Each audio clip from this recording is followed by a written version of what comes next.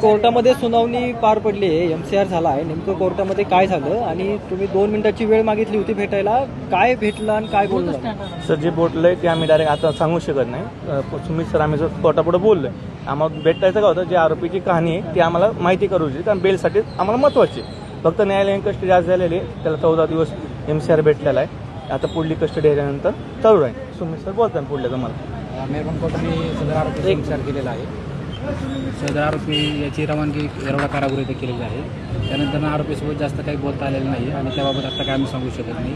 जे काय आमचं आर्ग्युमेंट असेल ते आम्ही बेल ॲप्लिकेशन फाईल केल्यानंतर सांगू.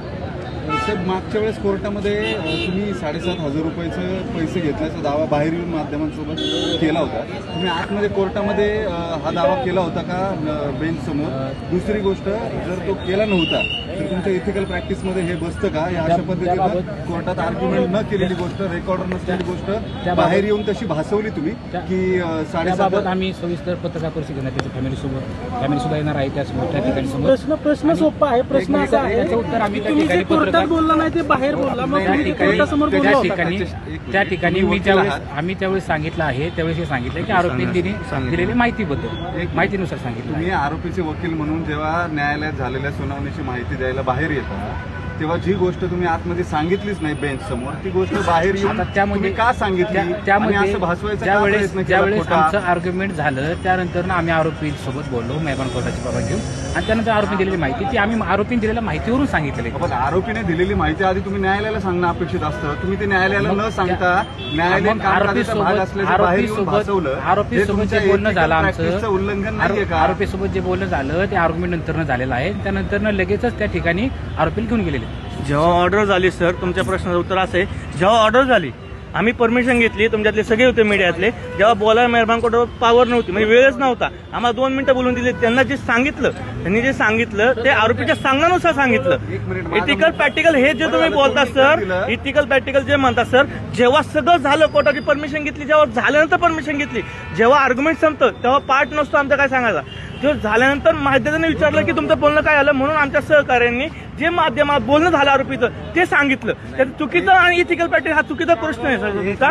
हे आम्ही प्रतिकार घेऊ आणि व्यवस्थित उत्तर देऊ, तुमचं व्यवस्थित उत्तर देऊ सर आम्ही. अजिबात तुम्ही कोर्टामध्ये, आम्ही सगळे त्या आर्ग्युमेंटला उपस्थित होतो, तुम्ही कोर्टामध्ये पैसे घेतल्याचा किंवा दिल्याचा सर मग तो सर तुम्ही कोर्टात होता. मी तुम्हाला एक प्रश्न विचारतो, सगळ्यांना बाहेर निघा हे कोर्ट बोललो होतं हा, TTFचा तो प्रश्न होता. त्याच्यानंतर आम्ही परमिशन घेतली, मी स्वतः परमिशन, हे तुम्ही ऐकलं, परमिशन घेतल्यावर 2 मिनिटं तिथं बोलायला झाल्यानंतर डायरेक्ट सगळ्यांना बाहेर काढलं. आम्ही कधी कोर्टाला सांगू, जेव्हा कोर्टाला सही होती रिपोर्ट तुम्ही कोर्टाला सांगितलं, मग आम्ही माध्यमाला आमच्याकडे ते आल्यानंतर आरोपीच्या सांगण्यानुसार सांगितली की माझं असं काय सांगितलं. तुमचं म्हणणं आहे की ही लिगल प्रॅक्टिस आहे? नाही, असं आमचं लिगल प्रॅक्टिस. आम्ही तुम्हाला सांगतो प्रोसेस घेऊ, पूर्ण होऊ द्याल की तुमचा प्रश्न होता. साधा प्रश्न आहे, जी गोष्ट तुम्ही कोर्टामध्ये सांगितली नाही ती गोष्ट तुम्ही कोर्टातून बाहेर येऊन माध्यमांसमोर कोर्टात सांगितल्याचं भासवलंय, तर ही एथिकल प्रॅक्टिस आहे का?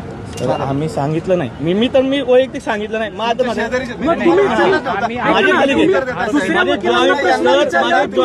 जॉईंट वकील पत्र आहे सर माझं. आम्ही कोर्टामध्ये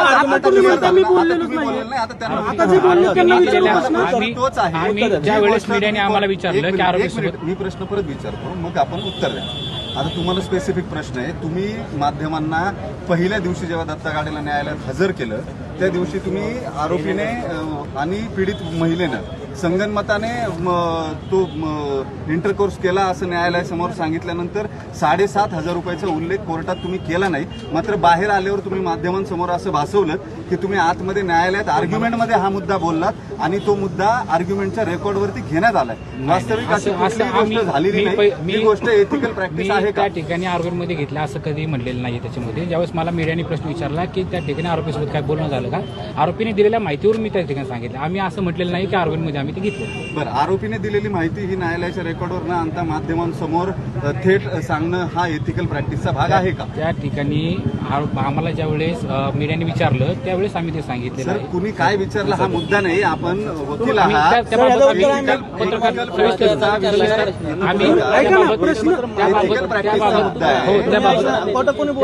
त्याबाबत आम्ही सविस्तर पत्रकार परिषद घेणार आहे. आरोपीचे घरचे समोर येणार आहे त्यावेळेस आम्ही आरोपीचे सर, घरचे ऐका ना, यापूर्वी समोर मुद्दा- आले. जो मुद्दा मुद्दा तुम्ही फक्त मांडला- 7,500 रुपयांचा मुद्दा त्या आहे. ठिकाणी तुम्ही रेकॉर्डवर न घेता माध्यमांना तसं मी सांगतो. सांगतोय की त्या ठिकाणी आरोपीने दिलेल्या माहितीवरून आम्ही ती माहिती दिली. ज्यावेळेस आम्हाला मीडियाने विचारलं की आरोपी काय बोलणं झालं, प्रश्न सोपा आहे, ethics आणि मध्ये बसतं का तुमच्या? ज्या वेळेस त्या ठिकाणी आमचं आरोपीसोबत बोलणं झालं होतं त्यावेळेस आमचं आर्ग्युमेंट कंप्लीट झालेलं होतं आणि मेहरबान कोर्टाच्या परवानगीनंतर आम्ही त्यासोबत बोललो होतो आणि मीडियाने विचारलेला प्रश्न म्हणून आम्ही त्या ठिकाणी सांगितले आणि त्याबाबत आम्ही